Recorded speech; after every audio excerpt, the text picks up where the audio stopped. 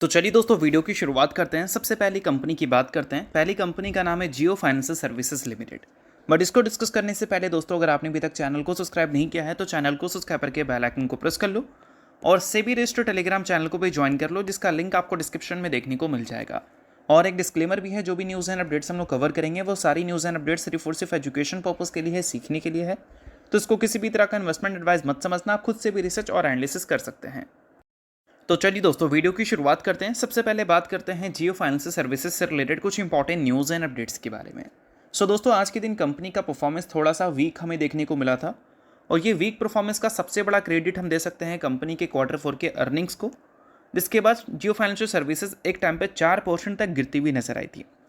अब अर्निंग्स के बेसिस पे अगर कोई भी कंपनी गिरती है तो इसका सिंपल सा रीज़न ये है कि अर्निंग्स इन्वेस्टर्स को कर रही है डिसअपॉइंट, और डिसअपॉइंट इसलिए की है क्योंकि कंपनी के रेवेन्यू को अगर आप देखोगे तो revenue year on year basis पे इस बार 106% से ग्रो किया है, बट कंपनी के जो प्रॉफिट्स हैं वो क्यू एंड क्यू बेसिस पे ग्रो किए हैं सिर्फ 3 करोड़ से, और ईयर ऑन ईयर बेसिस पे प्रॉफिट में डिक्लाइन हमें देखने को मिला है।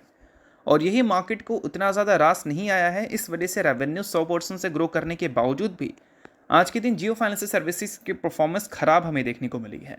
और साथ में दोस्तों, ये कंपनी ने डिविडेंड का भी अनाउंसमेंट किया है, जो कि है 60 पैसे हैं पर इक्विटी शेयर। अब कंपनी के रेवेन्यू तो ग्रो किए हैं, बट कंपनी के प्रॉफिट का ग्रो ना करना, इसका सबसे बड़ा रीज़न ये है कि जियो फाइनेंशियल सर्विसेज अपने बिजनेस के इनिशियल फेज पे है। अगर कंपनी को एक्सपैंड करना है तो कंपनी को ज़्यादा से ज़्यादा खर्चे करने होंगे, ज़्यादा एडवर्टाइजमेंट करने होंगे, ज़्यादा कंपनी के एक्सपेंस होंगे।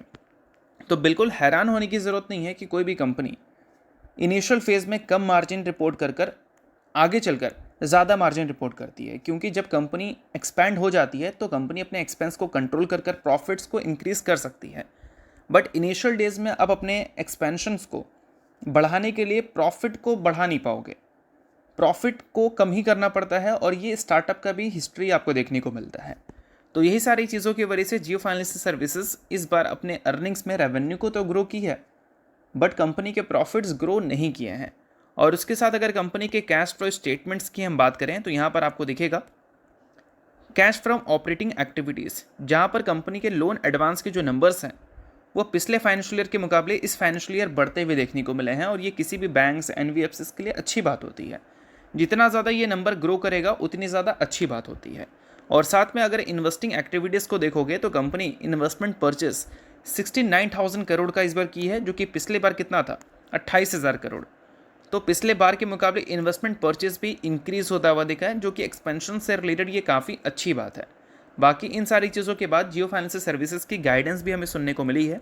इसमें उन्होंने ये बोला है, जियो फाइनेंशियल सर्विसेज जो है वो देख रही है काफ़ी स्ट्रॉन्ग ग्रोथ अपने लेंडिंग बिजनेस में, और न्यू बिजनेस में भी कंपनी एक्सपैंड करने का प्लान लेकर चल रही है।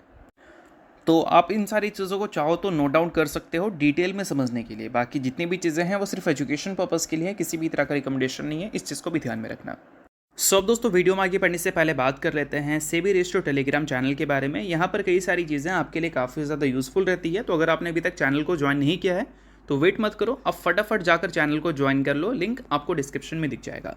ज्वाइन करने का सबसे बड़ा बेनिफिट ये है कि मार्केट खुलने से पहले मार्केट से रिलेटेड क्या ऐसी इंपॉर्टेंट न्यूज़ है, यानी कि प्री मार्केट न्यूज़, वो सारी चीज़ें आपको यहाँ पर अपडेटेड देखने को मिल जाती है, जिसको आप चेकआउट कर ये आइडिया लगा सकते हैं कि मार्केट का बिहेवियर कैसा रह सकता है। और इसके अलावा दोस्तों, मल्टीपल कंपनीज़ में रीसेंट टाइम में मार्केट वॉलेटिलिटी की वजह से काफ़ी भयंकर फॉल देखने को मिला है, तो उन सारी कंपनी के टेक्निकल्स को भी प्रॉपर एनालिसिस कर यहाँ पर अपडेट किया गया है, जिसको भी आप चाहो तो चेकआउट कर सकते हो बिल्कुल फ्री में। तो लिंक डिस्क्रिप्शन में है चैनल का, लिंक के थ्रू जाकर चैनल को बिल्कुल आप फ्री में ज्वाइन कर लो। तो चलिए दोस्तों, बात करते हैं अगली कंपनी के बारे में। अगली कंपनी का नाम है बीएससी लिमिटेड। आज के दिन बीएससी की परफॉर्मेंस उतनी अच्छी देखने को नहीं मिली है, जैसी परफॉर्मेंस पिछले कुछ ट्रेडिंग सेशन में हमें देखने को मिल रहा था। पिछले कुछ ट्रेडिंग सेशन में बाजार काफ़ी ज़्यादा अच्छा कर रहा था, और आज के दिन बाजार ने अच्छा नहीं किया है। बाजार नेगेटिव भी नहीं है, बट कहने का मतलब ये है कि बाजार पिछले कुछ ट्रेडिंग सेशन के हिसाब से आज के दिन उतना अच्छा परफॉर्म नहीं किया है। तो जो भी कंपनी बाजार की वजह से भाग रही थी, आज के दिन उन कंपनी में छोटी मोटी प्रॉफिट बुकिंग हमें देखने को मिली है, जिसमें बीएससी का भी नाम आपको आता हुआ दिख रहा है।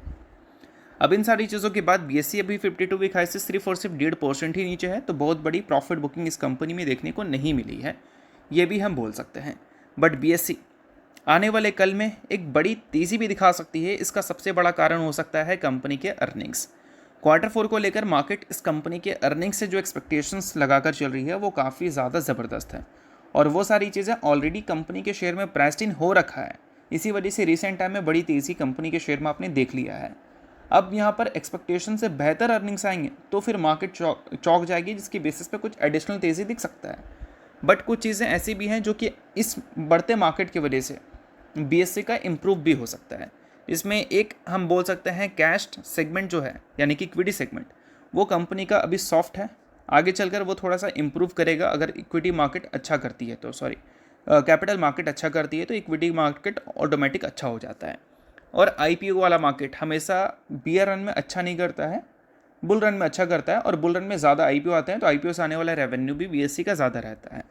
तो इस बार बाजार उम्मीद कर रही है कि कंपनी के जो टोटल रेवेन्यू है वो Q1Q बेसिस पे 26.5% से ग्रो कर सकते हैं, और ईयर ऑन ईयर बेसिस पे 86% से ग्रो कर सकते हैं, और डेरिवेटिव कंट्रीब्यूशन 72% रह सकता है टोटल रेवेन्यू का।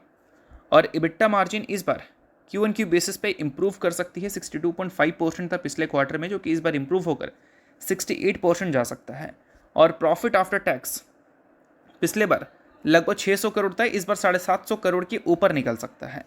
अब ये सारी चीज़ों के बाद एक सबसे इंपॉर्टेंट पॉइंट ये है कि रेगुलेटरी कंसर्न जो था वीकली ऑप्शंस को लेकर वो अब पीछे हट चुका है।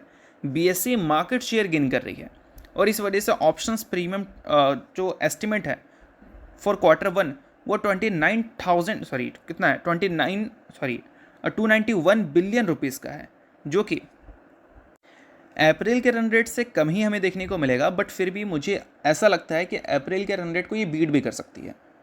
क्यों भाई? क्योंकि अप्रैल में चीज़ें थोड़ी बेहतर हुई हैं, बट अब यहाँ से मार्केट को गिरने के लिए कोई नेगेटिव रीज़न नहीं मिल रहा है। मार्केट के लिए चीज़ें सिर्फ पॉजिटिव ही हो सकती हैं, नेगेटिव जितनी भी चीज़ें थी वो प्राइस्ड इन हो चुकी हैं। तो Q1 में हो सकता है कि मई का महीना भी काफ़ी ज़्यादा अच्छा जाए, अप्रैल तो अच्छा जा ही रहा है, मई भी अच्छा जाए और जून भी अच्छा जाए, और बैक टू बैक तीनों महीना अगर अच्छा जाता है, हर मंथ का डेटा पिछले मंथ को बीट करता है, तो BSE Q1 में भी तोड़फोड़ नंबर रिपोर्ट कर सकती है। और ये सारी चीज़ों को देखकर FIS की इंटरेस्ट अगर इस कंपनी में देखोगे तो काफ़ी चेंज हो चुकी है। शेयर होल्डिंग पैटर्न इसका जो लेटेस्ट अपडेट हुआ है वहाँ पर FIS ने अपने स्टेक्स फिर से इंक्रीज़ कर लिए हैं लगभग 2% से। इनफैक्ट DIS के स्टेक्स पिछले क्वार्टर में काफ़ी शार्पली इंक्रीज़ हुए थे, इस क्वार्टर में भी इंक्रीज़ हो गए हैं।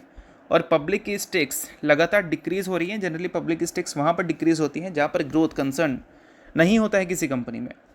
ग्रोथ कंसर्न की जगह हाई ग्रोथ की उम्मीद रहती है, और वो चीज़ BSE में दिख रहा है। इसी वजह से BSE में लगातार FIS और DIS की स्टेक्स कंसिस्टेंट हर क्वार्टर में बढ़ते हुए दिखे हैं। बीच में घटे थे जब सेबी ने वीकली एक्सपायरी के चेंजेस को लेकर अपडेट्स दी थी, जिससे उम्मीद था कि BSE के नंबर्स ख़राब हो सकते हैं, तो FIS ने निकलने की कोशिश की थी, बट BSE के नंबर्स ख़राब हुए नहीं, इनफैक्ट और अच्छे हो गए। तो इस वजह से FIS के वापस से इस कंपनी में एंट्री देखने को मिल गई थी। तो ये सारी चीज़ों को आप ध्यान में रखना अगर आप BSE के इन्वेस्टर हैं।